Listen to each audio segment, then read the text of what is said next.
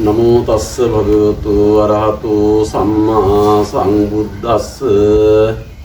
කාරුණික වාසනාවන්ත පින්වත්නි, උදා වෙන වෙසක් උත්සවය වෙනුවෙන් ලෝතර බුදුරජාණන් වහන්සේගේ තෙමඟුල සිහිපත් කරමින් සිදුවෙන ආගමික හා විශේෂයෙන් ආධ්‍යාත්මික වැඩසටහන් සිදුවෙන වර්තමාන මේ ලෝකයේ වෙනුවෙන් විශේෂ පණිවිඩයක්, දහම් පණිවිඩයක්, ජීවිතයට අර්ථවත් වූ යමක් කියාගන්න කරගන්න තිබෙන එකම අවස්ථාව වසරකට වරක් එළමෙන මේ උතුම් වූ වෙසක් පුර 15ක් පොය දවස.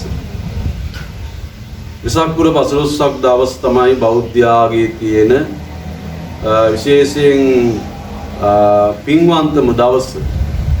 තමන්ගේ ආගමික ශාස්ත්‍රවරයන් වහන්සේගේ උත්පත්තිය, බුද්ධත්වය, පරිනිර්වාණය කියන මේ සුවිශේෂී කාරණාවන් සිහිපත් කරලා අපි පින් සිද්ධ කරගන්න, ආධ්‍යාත්මයේ පෝෂණය කරගන්න දවස තමයි වෙසක් පුර 15ක් පොය දවස. වර්තමානයේ අපිට ඒක බොහොම පසක් වෙනවා.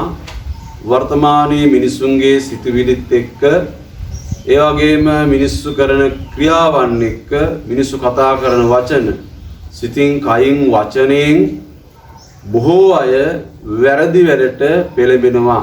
ඒ වගේම වැරදි දේ සිතනවා, වැරදි දේ කරනවා. ඒවාට මුල් තැන දෙන්න බොහෝ අය මේ වෙසක් පොය දවස වෙනුවෙන් විශේෂයෙන් වෙසක් පොය නිමිති කරගෙන සිදු කරන සමාජික සත්ක්‍රියාවන් තුළින් සිදුවෙන්නේ.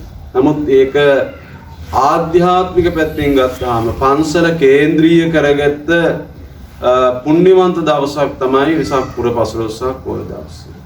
ගමක කේන්ද්‍රස්ථානයේ පන්සල. පන්සලෙන් තමයි ගම හැදුනේ. බෙවයි දයාගබයි ගමයි පන්සලයි කියන මෙන්න මේ තේමාව අපිට මිහිඳු සංස්කෘතියෙන්, මිහිඳු මහරහතන් වහන්සේගේ වැඩමවීමෙන් අපිට ලැබිච්ච වටිනාම දායාදය. එනිසා ගම කේන්ද්‍ර කරගෙන ගමේ ඉන්න බෞද්ධ ඇත්තෝ විශේෂයෙන් වෙසක් පුර 15ක් පොය දවසට තමන්ගේ ආධ්‍යාත්මය පෝෂණය කරගන්න. මොකද අපි පුනර්භවය, පුනරුත්පත්තිය විශ්වාස කරන අය. මෙරි මෙරි ඉපදී යන මේ සංසාර ගමනේ අපි බලාපොරොත්තුව තමයි කවදා හරි නොමැරෙන තැනකට යන්න, නොඋපදින තැනකට යන්න, නිවන් පසක් කරගන්න, නිවන් ලබන්න, නිවන් දකින්න උත්සාහ කරන කෙනා ආධ්‍යාත්මයේ පිරිසුදු කරගන්න ඕනේ, ආධ්‍යාත්මයේ දියුණු කරගන්න ඕනේ. ලෝකේ සංවර්ධනය ගත්තාම අපේ ජීවිතවල විශේෂ ජීවිත සම්බන්ධයෙන් ගත්තාම කායික පෝෂණය වගේම මානසික පෝෂණයක් තියෙන්න ඕනේ.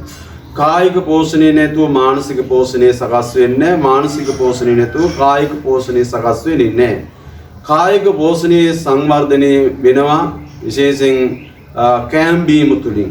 වෙසක් පොය නිමිත්ත කරගෙන අපි දන්නවා, දකිනවා විශේෂ දන්සැල් පැවැත්වෙනවා. ඒ වගේම විවිධ වැඩසටහන් සිදු වෙනවා. එකෙන් කායික පෝෂණයට පමණක් අද වර්තමානයේ අපි දකින්නේ හැමතැනම දන්සැල්. පාරකට බැස්සාම සමහරක් වෙලාවට බෞද්ධ නොවන කෙනෙකුට හිතෙනවා මේකත් කරදරයක්ද කියලා. ඇයි? පාරේ හරියට යන්න බෑ, ඒ වගේම ගමන් කරන්න බෑ, ඒක පීඩාවක් වගේ වෙනවා. ඒ නිසා විශේෂයෙන් කායික පෝෂණයට වඩා වටිනාම දේ තමයි මානසික පෝෂණය, ආධ්‍යාත්මීය සංවර කර ගැනීම. ඒකට තමයි විහාරස්ථානෙ. ඒ වගේම විශේෂයෙන් පුදබිම් තියෙන ලංකාවේ පහළ වෙලා තිබෙන ආගමික සිද්ධාස්ථාන තුල වැඩි වශයෙන් සිදු වෙන්නේ තමන්ගේ මානසික පෝෂණය, ආධ්‍යාත්මීය සංවර කර ගැනීම, සංවර්ධනය කර ගැනීම. ඉතින් ඒ සඳහා අපි මේ වෙසක් පොය මුල් කරගන්න ඕනේ. වෙසක් පොය තේමාවක් කරගන්න ඕනේ. අද මම බෞද්ධයෙක් හැටියට ඉපදිච්ච කෙනෙක්, මම සිංහලෙක්, මම බෞද්ධයෙක්, මගේ බෞද්ධකම කොතනද තියෙන්නේ, මගේ සිංහලකම කොතනද තියෙන්නේ, මම නිකම්ම කාලා බීලා ඇඳලා පැළඳලා දරුවෝ හදලා වඩලා නිකම්ම නිකමෙක් හැටියට මෙලවින් සමුගන්නවද? එහෙම නැත්නම් මම මිනිස්සෙක් හැටියට උපදින්න අමාරුයි අපහසු වූ මේ මනුස්ස ආත්මයක් ලැබලා බුද්ධෝත්පාද කාලයක ධර්මයේ තේරුම් අරගෙන බණ අහලා ආධ්‍යාත්මයේ දියුණු කරගෙන සිත දියුණු කරගෙන සසර ගමන කෙටි කරන්න මම උත්සාහ ගන්නවද? ජීවිතයේ සතුට කියන එක අපිට තියෙන්නේ ඒ තුල. නිසා යස්ස පතීතෝ සුමනෝ අපේ ජීවිතේ අපි සතුට භුක්ති විඳින්න ඕනේ. මරණ මොහොතේ හරි කරපු කියපු දේවල් මතක් වෙනවා. මතක් වෙනකොට අපිට සතුටින් මෙලවින් සමුගන්න පුළුවන් වෙන්න ඕනේ. එහෙම නැතුව අද වර්තමානයේ බොහෝ දෙනෙක් යස්ස අස්සු මුකෝ රෝදං කඳුළු පෙරි දෙනදින් තමයි තමන්ගේ අතීතයේ මෙනෙහි කරන්නේ. ඒ නිසා බෞද්ධයෙක් හැටියට විශේෂයෙන් තමන්ගේ ආගමික ශාස්ත්‍රවරයාගේ සුවිශේෂී සංසිද්ධීන් 3ක් තේමා කරගෙන සිදුවෙන මේ පොයේ දවසේ වෙසක් පුර 15ක් පොයේ දවසේ තීරණය කරගන්න ඊට පෙරම සූදානමක් තියෙන්න ඕනේ. මම මේ වෙසක් පොයේ දවසට මම සිල් සමාදන් වෙනවා. දරුවන් සමග සිල් සමාදන් වෙනවා. දරුවන්ගේ ආධ්‍යාත්මයේ තියෙන දෙමව්පියන්ගේ අතේ දෙමව්පියන්ව තමයි අනුගමනය කරන්නේ අනුකරණය කරන්නේ. ඒ නිසා විශේෂයෙන් දරුවොත් සමග තනියෙන් හුදකලා වෙලා නෙමෙයි දරුවොත් සමග Tamanට පුළුවන් නම් පන්සලට ඇවිල්ලා වෙසක් පොයේ දවසේ සීල් සමාදන් වෙලා බණපදයක් අහලා බණක් භාවනාවක් කරලා ඒ දේ තමන්ගේ ජීවිතයට එකතු කරගන්න.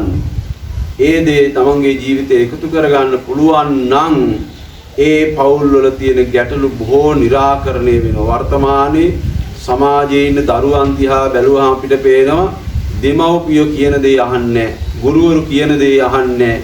ඒ දරුවන්ව ආධ්‍යාත්මයෙන් ඈත් වෙලා ඒ අය දකින්න දේ ඒ අය හරි කියලා නිතර විශ්වාස කරනවා.